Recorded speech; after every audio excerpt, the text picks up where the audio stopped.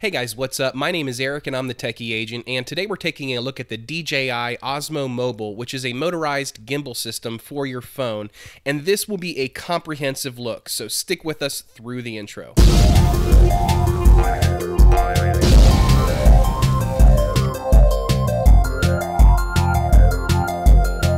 The whole reason I got the Osmo Mobile was to get those cinematic camera moves and those really smooth action shots.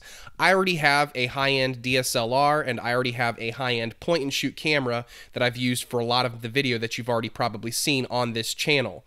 But this allows me to get these cinematic shots, these really smooth action shots that I wouldn't otherwise be able to get. The Osmo Mobile allows me to get those buttery smooth action shots without having to go spend $1,000 on a gimbal that's going to fit my other cameras. So what's all included with the DJI Osmo Mobile? Well, first of all, you get this really crappy, low-quality DJI branded bag, and I have not really found a way to get the Osmo inside of the bag without it looking really awkward and making me feel like maybe if I dropped this bag, the Osmo would break. So there's really no protection at all with this bag.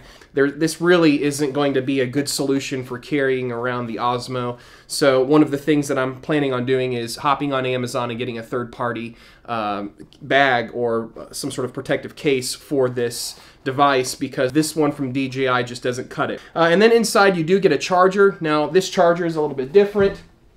This on one end has like an 1/8 inch jack that looks like an audio input, but it's not. If you plug this into any of your audio gear and then plug this end in, you will have problems because this is actually a power cord. So you plug this in to a USB power end and then you plug this end into the actual device and you'll have it charge up just like that.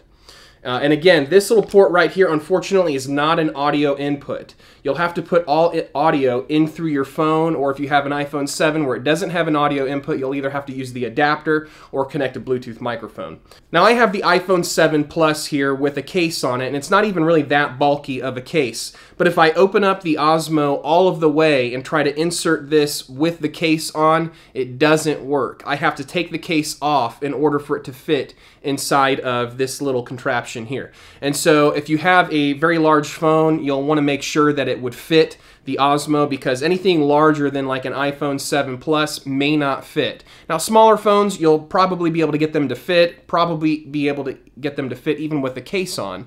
However, with the case with an iPhone 7 Plus, it seems like they designed this particular device to just barely fit this size phone, and so you'll want to definitely double check and make sure that your phone is compatible with the Osmo Mobile before you go and spend your money on it. Now, one of the major design flaws on this device is that they've not put a tripod mount on the bottom of the device. On the bottom of the device is the trapdoor to access your battery, which is fine if they would have included maybe on somewhere on the bottom here some sort of tripod mount. Instead, what they've done is they put the tripod mount on the side. That's right, on the side. And so that means you have to come up with some sort of creative solution or adapter in order to get this to mount on a standard tripod, or what DJI likely intended is to put this tripod mount on the side, requiring you to go get accessories directly from them. So they do sell like a pole and a tripod and other accessories like a dash mount and other stuff that allow you to mount from the side, but of course they're very expensive. You're looking at, I think, $50 for this really flimsy looking tripod and adapter for the side. And if you hop on YouTube here, you'll see that there's lots of other people that have come up with other solutions on how to mount from the side, but it's a hassle. It's a design flaw, and I wish that they had just gone with something standard, like a nice little mount right from the bottom that you could screw right into a tripod, no problems. So on the controller itself, you'll have a power button, you'll have a button that turns on and off the recording, a button that can take pictures, and then you'll have this little serrated button here that moves to control the gimbal up and down, left and right. You can also rotate the gimbal by turning left or right, and the camera will rotate without using the mechanical button. You also have a couple of LEDs, one that indicates power and then the other one that can indicate what mode you're in as far as shooting. You have a trigger right here that allows you to control, to recenter the device by pressing it twice. If you pull the trigger 3 times, what will happen is the device will turn into selfie mode where it uses the front-facing camera instead of the away-facing camera. Now you can also use the trigger to lock out the gimbal. What you'll do is you'll pull the trigger and hold it, and it will lock the phone in place, keeping it pointed in a certain direction no matter where you rotate the gimbal and where you're at in elevation. And this setting allows you to get those really cinematic shots, and I'll show some of those examples, and I'll show some demo video here later. But this shows here what happens when you pull the trigger. It will lock out the gimbal and allow you to get some of those really cool cinematic shots. Now the overall construction of this is actually a little bit hardier than I would have thought. All of this framing right in here is made out of metal, so the device does feel kind of heavy in the hand. All of this here is going to be kind of a rubberized grip with some plastics. This does not have any built-in microphones. Again, you'll have to use the microphone on your camera. Now, unlike the other Osmo devices, this gimbal assembly does not detach from the handle. So on the other versions of the Osmo, you can detach the gimbal and either upgrade or replace it if it's to get broken.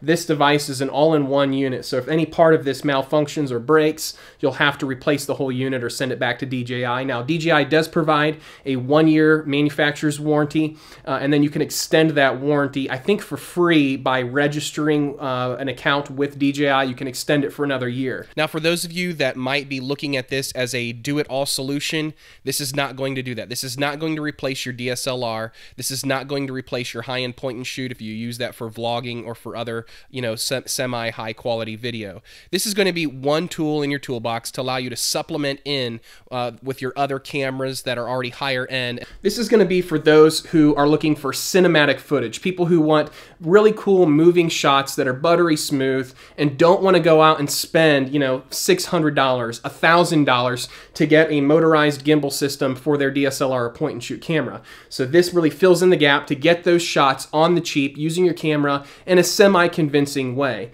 And so if you're looking to kind of get those cool, detailed, moving shots that are buttery smooth and you have need for a gimbal, this will appeal to those of you that are in that market. Additionally, this does have some smart features that you wouldn't get necessarily on your DSLR or that you wouldn't get on your point and shoot. So for example, this has the ability to do moving time lapses. So you can set this up, put it on a tripod, put your phone here, and then have the gimbal slowly rotate while you're taking your pictures for a time lapse. Or even a hyperlapse. You can move around with this in the steadiness of the gimbal. You can move around and let it take a time lapse and kind of do a hyperlapse kind of video. And so if you have need for that kind of videography or photography, really compelling time lapses and hyperlapses, this provides you with that ability to do that without having to invest in a rig that's going to be compatible with your DSLR and cost you $1,000 or more. Another cool feature that this has is a follow feature, which allows you to select a object or subject on screen by simply dragging your finger and selecting a box around the object you're trying to track, and the camera gimbal will automatically follow you while you move around.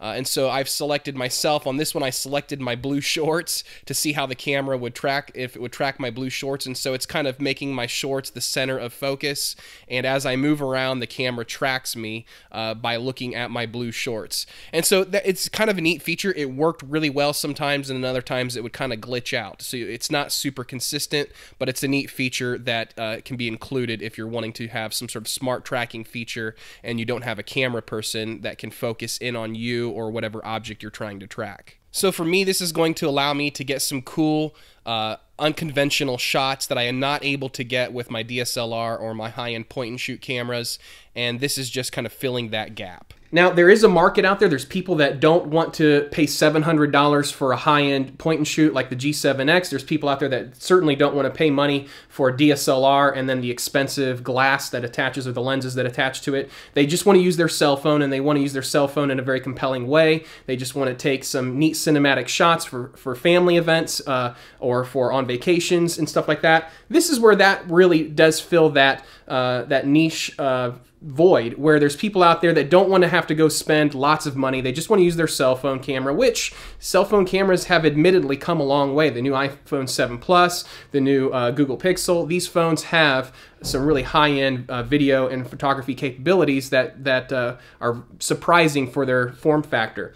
And so if you're someone like that that's just looking to kind of have a cinematic approach to some of the video and photography that you're shooting, and so that's kind of the gap in the market that this fills for people that that want those neat cinematic moving shots, that want that buttery smooth steadied video, this provides them with that ability without having to go spend an arm and a leg to buy a DSLR, buy a high-end point and shoot, and then buy an expensive motorized gimbal to attach to that to get that effect. If you're someone who doesn't really use moving shots and isn't looking for cinematic videography or photography, then you might want to stick to a DSLR or a high-end point and shoot. This probably isn't going to fit your needs. So this is not going to be the end-all be-all solution. This is going to be one more tool. You have to look at this as one more tool in your bag of tricks. It's not a fast solution. It's not a high-end solution. It just provides you with the ability to get those cinematic shots on the cheap and fairly easily. Now, I do recommend that you don't use just the standard DJI Go application.